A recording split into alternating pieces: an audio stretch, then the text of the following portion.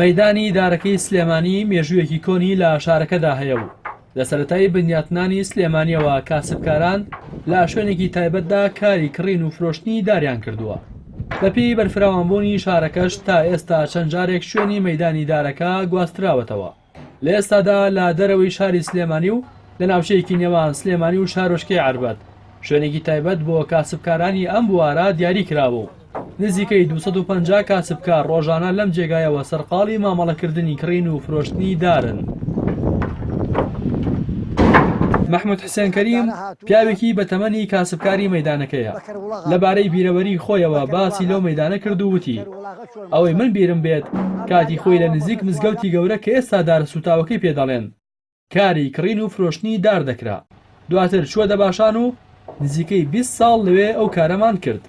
پاشان بۆ جادەی قەیوان و ماوەی 8 ساڵیشە بۆ ئەم جێگای ئێستا گوازراوینەتەوە. وەختی خۆی ئەم دارە هاتووە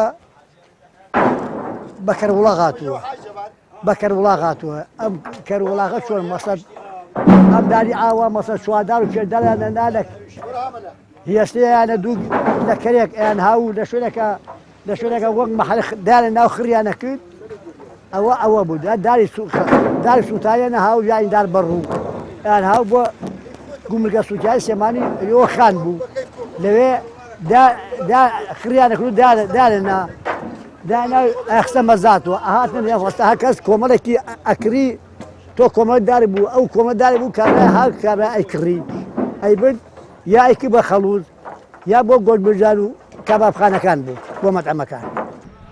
بەشی زۆری ئەو دارانەی لەم جێگایەوە مامەڵەیان پێوە دەکرێت.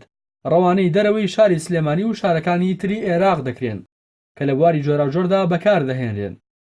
ئیسا بەخسە پیاکی ئاوا هاو دارێکی زۆری هەستن یان ڕێسیارەی نەبوو ئەینە دووسە گوێرەژی بۆ زین بۆر بکریە باریانە چوادار و پێدا ئەنا لەو گوێرێژۆیان هاو مەسەر لە شوێنێکی ئاوی جادەکە دار ئەنا خڕیانە کرداکی بە لۆریەک و باریانە کرد.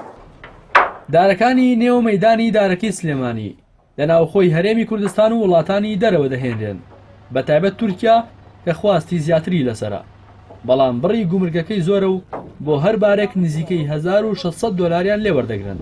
لێرەش نرخی جووتێکدار لە 2000 دینارەوە بۆ 30,000 دینار دەست پێ دەکات.